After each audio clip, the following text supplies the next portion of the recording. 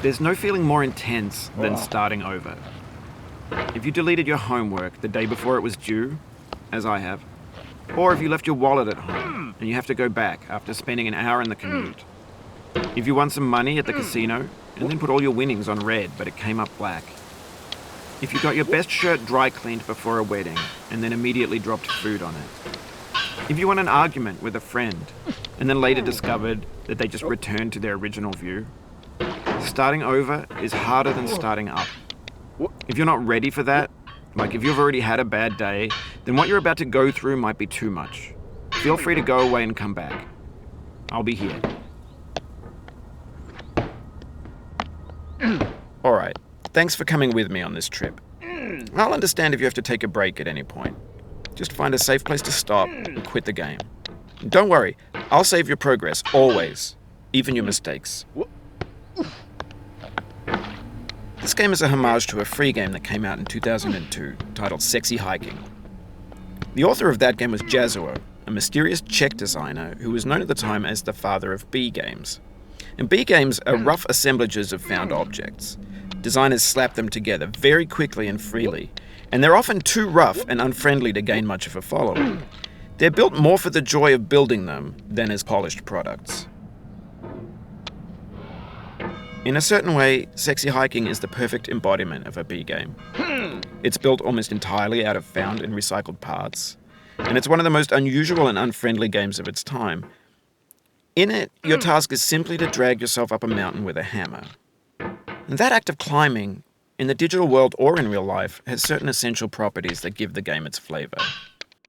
No amount of forward progress is guaranteed. Some cliffs are too sheer or too slippery. And the player is constantly, unremittingly in danger of falling and losing everything.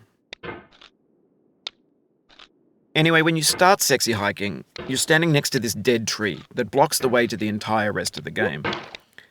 It might take you an hour to get over that tree, and a lot of people never got past it. You prod and you poke at it, exploring the limits of your reach and your strength, trying to find a way up and over. And there's a sense of truth in that lack of compromise. Most obstacles in video game worlds are fake. You can be completely confident in your ability to get through them once you have the correct method or the correct equipment or just by spending enough time. In that sense, every pixelated obstacle in Sexy Hiking is real. The obstacles in Sexy Hiking are unyielding, and that makes the game uniquely frustrating. But I'm not sure Jazzuo intended to make a frustrating game. The frustration is just essential to the act of climbing, and it's authentic to the process of building a game about climbing. A funny thing happened to me as I was building this mountain. I'd have an idea for a new obstacle, and I'd build it, test it, and it would usually turn out to be unreasonably hard. But I couldn't bring myself to make it easier. It already felt like my inability to get past the new obstacle was my fault as a player rather than as a builder. Imaginary mountains build themselves from our efforts to climb them, and it's our repeated attempts to reach the summit that turns those mountains into something real. When you're building a video game world, you're building with ideas, and that can be like working with quickset cement. You mold your ideas into a certain shape that can be played with, and in the process of playing with them, they begin to harden and set until they're immutable, like rock. And at that point, you can't change the world.